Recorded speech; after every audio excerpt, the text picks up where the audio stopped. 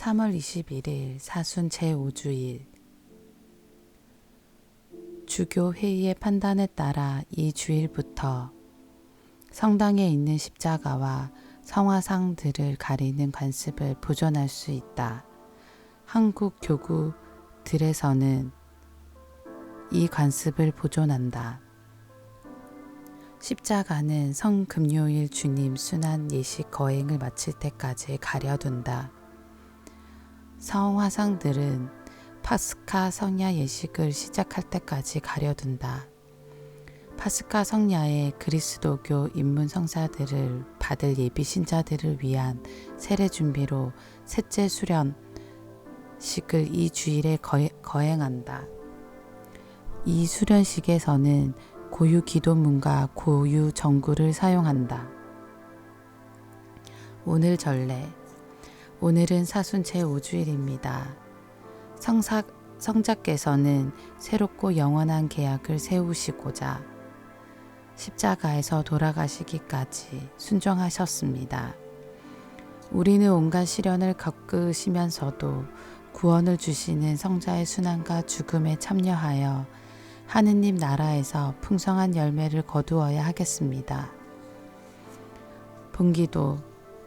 주 하느님, 성자께서는 죽기까지 세상을 사랑하셨으니 주님의 도우심으로 저희도 그 사랑 안에서 기쁘게 살아가게 하소서. 성부와 성령과 함께 천주로서 영원히 살아계시며 다스리시는 성자 우리 주 예수 그리스도를 통하여 비나이다. 말씀의 초대.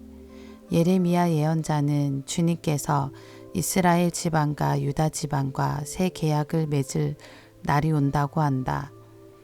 히브리서의 저자는 예수님께서는 아드님이시지만 고난을 겪으심으로써 순종을 배우셨다고 한다.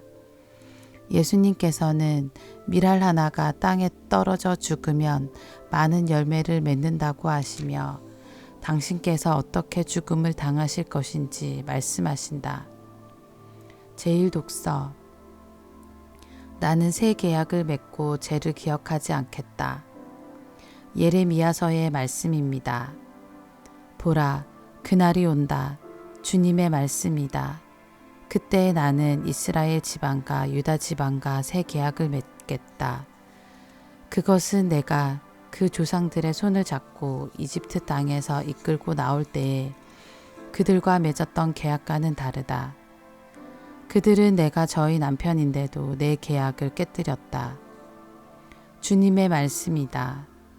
그 시대가 지난 뒤에 내가 이스라엘 지방과 맺어줄 계약은 이러하다. 주님의 말씀이다. 나는 그들의 가슴에 내 법을 넣어주고 그들의 마음에 그 법을 새겨주겠다. 그리하여 나는 그들의 하나님이 되고 그들은 나의 백성이 될 것이다. 그때에는 더 이상 아무도 자기 이웃에게, 아무도 자기 형제에게 주님을 알아라 하고 가르치지 않을 것이다. 그들이 낮은 사람부터 높은 사람까지 모두 나를 알게 될 것이기 때문이다. 주님의 말씀이다. 나는 그들의 허물을 용서하고 그들의 죄를 더 이상 기억하지 않겠다. 주님의 말씀입니다. 하느님 감사합니다. 제2독서. 예수님께서는 순종을 배우셨고 영원한 구원의 근원이 되셨습니다. 히브리서의 말씀입니다. 예수님께서는 이 세상에 계실 때 당신을 죽음에서 구하실 수 있는 분께 큰 소리로 부르짖고 눈물을 흘리며 기도와 탄원을 올리셨고 하느님께서는 그 경외심 때문에 들어주셨습니다. 예수님께서는 아드님이시지만 고난을 겪으심으로써 순종을 배우셨습니다. 그리고 완전하게 되신 뒤에는 당신께 순종하는 모든 이에게 영원한 구원의 근원이 되셨습니다. 주님의 말씀입니다. 하느님 감사합니다. 복음. 밀알 하나가 땅에 떨어져 죽으면 많은 열매를 맺는다. 요한이 전한 거룩한 복음입니다. 축제 때에 예배를 드리러 올라온 이들 가운데 그리스 사람도 몇 명 있었다. 그들은 갈릴레아의 벳사이다 출신 필립보에게 다가가 선생님, 예수님을 뵙고 싶습니다 하고 청하였다. 필립보가 안드레아에게 가서 말하고 안드레아와 필립보가 예수님께 가서 말씀드리자 예수님께서 그들에게 대답하셨다. 사람의 아들이 영광스럽게 될 때가 왔다. 내가 진실로 진실로 너희에게 말한다. 밀알 하나가 땅에 떨어져 죽지 않으면 한 알 그대로 남고 죽으면 많은 열매를 맺는다. 자기 목숨을 사랑하는 사람은 목숨을 잃을 것이요. 이 세상에서 자기 목숨을 미워하는 사람은 영원한 생명에 이르도록 목숨을 감직할 것이다. 누구든지 나를 섬기려면 나를 따라야 한다. 내가 있는 곳에 나를 섬기는 사람도 함께 있을 것이다. 누구든지 나를 섬기면 아버지께서 그를 존중해 주실 것이다. 이제 제 마음이 산란합니다. 무슨 말씀을 드려야 합니까? 아버지, 이 때를 벗어나게 해 주십시오 하고 말할까요? 그러나 저는 바로 이 때를 위하여 온 것입니다. 아버지, 아버지의 이름을 영광스럽게 하십시오. 그러자 하늘에서 나는 이미 그것을 영광스럽게 하였고 또다시 영광스럽게 하겠다는 소리가 들려왔다. 그곳에 서 있다가 이 소리를 들은 군중은 천둥이 울렸다고 하였다. 그러나 천사가 저분에게 말하였다. 하는 이들도 있었다. 예수님께서 이르셨다. 그 소리는 내가 아니라 너희를 위하여 내린 것이다. 이제 이 세상은 심판을 받는다. 이제 이 세상의 우두머리가 밖으로 쫓겨날 것이다.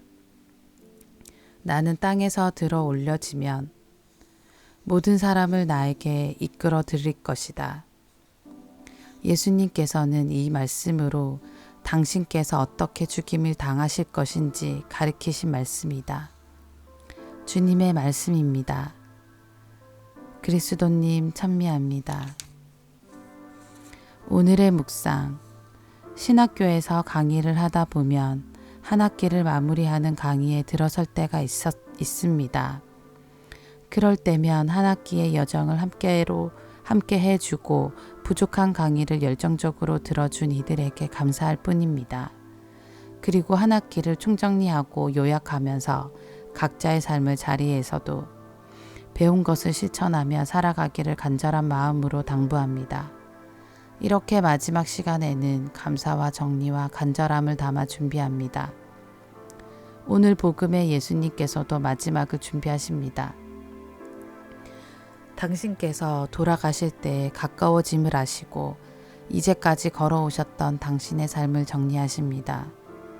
예수님께서는 당신 삶이 당신의 죽음으로 완성된 것임을 십자가의 죽음으로 당신께서 이야기하시고 살아오셨던 복음의 삶이 이루어질 것을 누구보다도 잘 알고 계셨습니다.